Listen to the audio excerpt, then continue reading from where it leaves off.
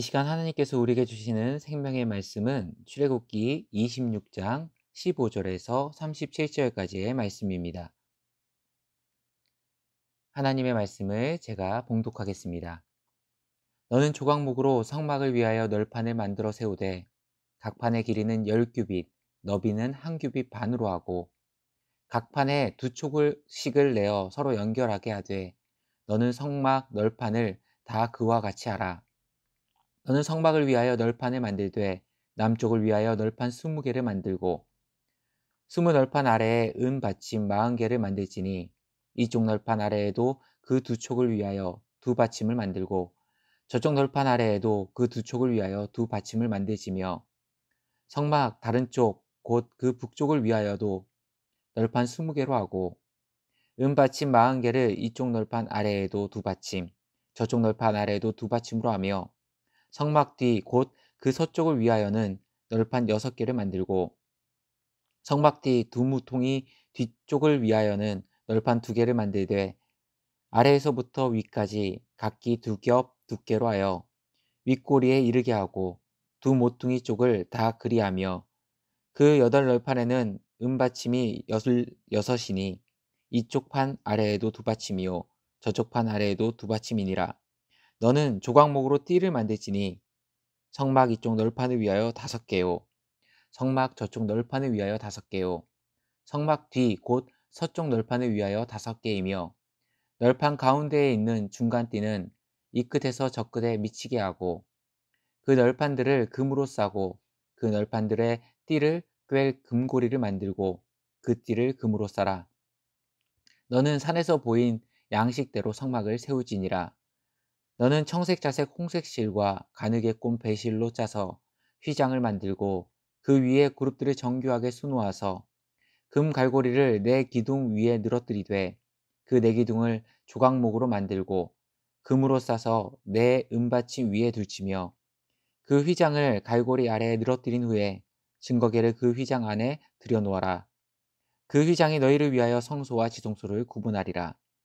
너는 지성소에 있는 증거계 위에 속죄소를 두고 그 휘장 바깥 북쪽에 상을 놓고 남쪽에 등잔대를 놓아 상과 마주하게 할지며 청색 자색 홍색 실과 가느게 꼰 배실로 수놓아 짜서 성막문을 위하여 휘장을 만들고 그 휘장문을 위하여 기둥 5을 조각무로 만들어 금으로 싸고 그 갈고리도 금으로 만들지며 또 그 기둥을 위하여 받침 5개를 노수로 부어 만들지니라. 오늘은 가시나무에서 조각목이라는 제목으로 하나님 말씀 증거하도록 하겠습니다. 성막과 관련된 가장 많이 등장하는 재료를 꼽으라 한다면 조각목을 꼽을 수 있는데요. 이 조각목이란 나무는 성막과 연관지어 출애굽기에만 26번 나옵니다. 그뿐만 아니라 성막에서 아주 귀한 이 기구에 속하는 법궤, 떡상, 분향단, 성전 안에 있는 기구들과 성전 밖에 있던 번제단과 그것들을 운반할 때 쓰이는 모든 채들을 조각목으로 만들었습니다. 그뿐만 아니라 성전의 벽을 이루는 널판, 띠, 사방의 기둥들, 휘장문의 기둥들 역시 조각목으로 만들었으니 성막을 지을 때 사용된 모든 목재가 조각목이라고 생각하셔도 무방하십니다. 물론 성전시대에 와서 백향목도 귀한 쓰임을 받지만요. 여전히 성전의 내용물이 되는 이 기구들은 주된 재료가 조각목이었다는 점에서 어찌 보면 가장 귀하게 쓰임을 받은 나무가 조각목이 아닐까 생각합니다. 하나님께서는 어떤 연유에서 이 조각목이라는 나무를 사용하셨을까요?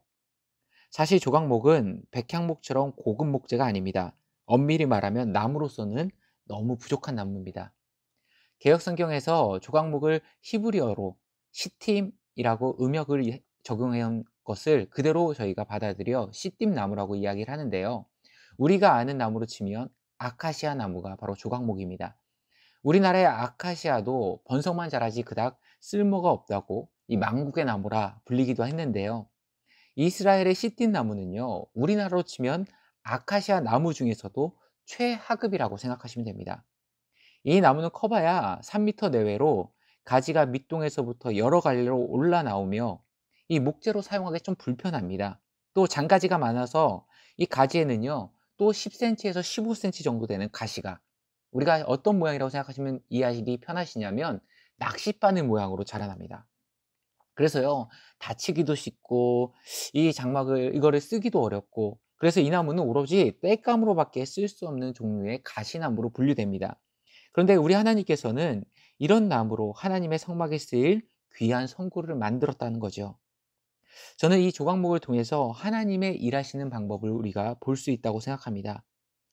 조각목과 같이 너무나도 부족하고 한없이 약점 많은 우리를 하나님의 귀한 교회를 위한 도구로 변화시켜 주시고 사용하신다는 겁니다.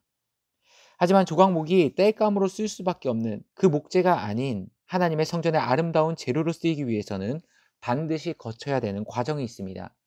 오늘은 이 가시나무가 조각목이 되는 그 과정을 통해서 죄 많고 연약한 우리가 하나님의 교회의 귀한 일꾼으로 도구로 세워지기 위해 어떤 모습이 필요한지를 함께 은혜를 나누고자 합니다. 첫 번째, 잘린 가시나무는요, 모양과 쓰임에 맞게 다듬어져야 합니다. 베어온 조각목이 제대로 사용되기 위해서는요, 1차적으로 가시를 제거해야 되고 그 껍질을 벗겨냅니다. 그리고 그늘에서 조각목 안에 들어있는 이 수분들을 말리게 됩니다. 나무 입장에서는 자신의 일부인 가시가 잘리는 아픔을 겪어야 되고요. 자신의 껍질이 통째로 벗겨지는 이 과정에 진행하면서 말로 표현할 수 없는 고통을 경험하게 됩니다. 그리고 수분마저 완전히 마르게 된 뒤 사이즈에 따라 톱질을 하고 굴곡진 부분을 대표로 깎여 나가게 됩니다. 그래서 철저하게 원래의 아카시아 나무, 이 가시나무의 모습은 완전히 사라지고 성소의 도구로 필요한 재료의 모습으로 갖추어 갈 때 그것이 바로 떡상으로 언약궤로 그 모습이 변하게 되는 겁니다. 우리 역시 마찬가지입니다. 우리가 하나님의 성소에 쓰임받는 도구, 하나님의 충성된 일꾼이 되기 위해서는요, 내 안에 있는 가시와 같은 성격들 하나 둘씩 제거되어야 합니다. 그리고 누더기 같은 우리의 옛사람의 죄악된 껍질들이 철저하게 말씀으로 벗겨져야 됩니다. 그리고 내 안에 깊이 간직된 이 옛사람의 물기가 완전히 제거되어야 합니다. 세상은 내가 어떤 목재냐에 따라 관심을 둡니다. 그래서 내 인생이 최상급 백향목이야, 그것을 자랑으로 여기게 만들고 넌 어차피 가시나무니까 가치 없는 인생이야, 실패자로 낙인 찍습니다. 하지만 우리 하나님은요, 백향목인지 가시나무인지 보다는 더 중요하게 보시는 건 무엇입니까?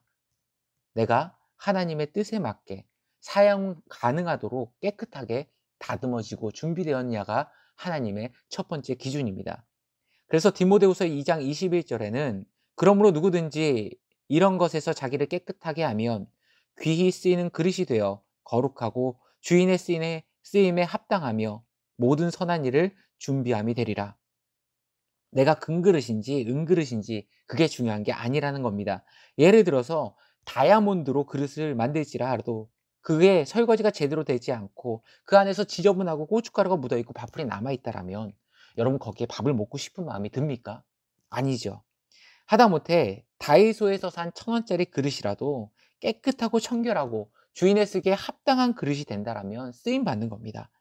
그렇게 우리가 주님의 몸된 교회에서 조각목과 같이 우리 주님이 귀하게 사용하는 일꾼, 도구가 되기 위해서는 나의 가시, 옛자, 쓴뿌리를 다 잘라내고 벗겨버리고 주님이 원하시는 모양으로 조각이 되어야 합니다.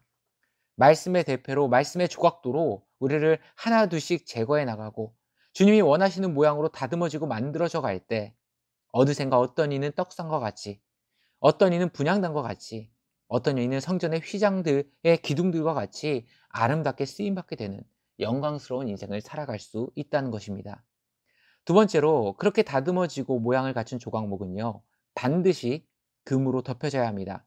오늘 본문 29절을 보시면 그 널판들을 금으로 싸고 그 널판들의 띠를 꿰 금고리를 만들고 그 띠를 금으로 싸라. 지금 조각목으로 널판을 만들었는데요, 최종 작업은 뭐죠? 금으로 싸라는 겁니다. 널판뿐만 아니라 성막 안팎의 모든 조각목으로 만들어진 성구에는요, 반드시 금이나 노수로 싸라고 명령하십니다. 단순히 금으로 도금하는 게 아니라요, 금을 얇게 펴서 쌓기에 성막 건축에는 어마어마한 금이 들어가는데요, 총 들어간 양이 출애굽기 38장 24절에 나오는데 24절을 보면 성소 건축 비용으로 들인 금은 성소의 세겔로 29달란트와 730세겔이며 이렇게 기록하고 있습니다. 29달란트 730세겔의 금의 양이 들어갔다는 겁니다. 보통 한 세겔은 11.4g입니다. 그러니까 29달란트 730세겔을 오늘날 무게 단위로 환산하면요, 약 1000kg 정도가 됩니다. 요즘으로 치면 금 1kg가 한 7천만 원에서 8천만 원이니까요, 한 700억에서 800억 정도의 금이 성전을 건축하는 데 들어갔다는 겁니다. 그럼 하나님께서는 성막의 기구를 만들 때 왜 금이나 노수로 싸라고 명령하셨을까요? 당시에는 가공 기술이 부족한 시대다 보니까요, 단단한 목재인 조각목을 가공하는 작업이 굉장히 어려웠을 겁니다. 당연히 가공뿐만 아니라 나무를 건조하는 그 작업도 굉장히 까다로웠을 겁니다. 그렇게 어려운 과정을 거쳐 만들어진 조각목은 영구히 사용되기 위해서는요, 금으로 덧입히는 작업이 반드시 필요합니다. 왜냐하면 이 작업이 없을 경우에 목재가 뜨거운 햇빛을 받게 되면 뒤틀리거나 갈라져 버리기 때문에 그렇습니다. 그렇게 성소의 모든 기구들은 금으로 덧입히게 되는 겁니다. 향단도 원재료는 조각목이지만 금으로 덮어서 금향단이 됐고요. 언약궤도 금으로 쌓일 때 거룩하고 존귀한 성물이 됐습니다. 제가 지난 시간 말씀드렸듯이 성전의 모든 도구는 그리스도를 예표한다고 말씀드렸습니다. 진설병과 금잔대를 설교하면서 말씀드렸죠. 성경에서 정금은 불변하시는 예수 그리스도를 상징합니다. 그러면 이 안에 영적인 놀라운 메시지가 드러나게 되는 거죠. 조각목은 쓰일 곳이 그다지 볼품없는 이렇게 나무에 불과하고 장가시와 가시가 많아 다루기 성가실 뿐만 아니라 땔감으로 쓰기에도 썩 좋은 나무는 아닙니다. 이런 조각목이 다듬어지고 금으로 쌓여서 하나님의 거룩한 성막의 도구가 되었듯이 우리 인생도요, 교회를 위한 귀한 일꾼과 도구가 되어지는 인생이 되기 위해서는 말씀의 조각도로 다듬어진 위에 반드시 정금 되시는 예수 그리스도 옷 입혀질 때 비로소 가능하게 된다는 겁니다. 우리의 허물과 뒤틀린 부분, 갈라져 버린 부분들이 주님의 풍성한 은혜로 덧입혀져야 주님의 쓰임에 합당한 도구가 될 수 있다는 겁니다. 오늘 말씀을 정리하도록 하겠습니다.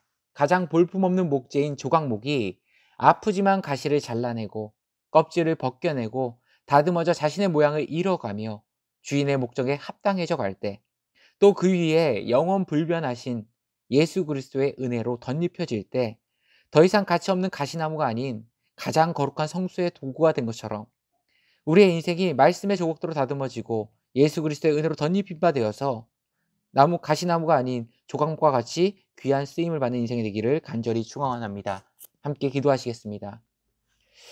사랑과 은혜가 많으신 하나님 아버지, 가장 연약하고 볼품없는 이 조각목이 본인에겐 아프지만 자신의 가시를 잘라내고 껍질을 벗겨내고 이 다듬어져 감에 따라서 주인의 목적에 맞는 그 모습을 만들어져 갈 때 주님에게 귀하게 쓰임받음을 우리가 돌아봅니다.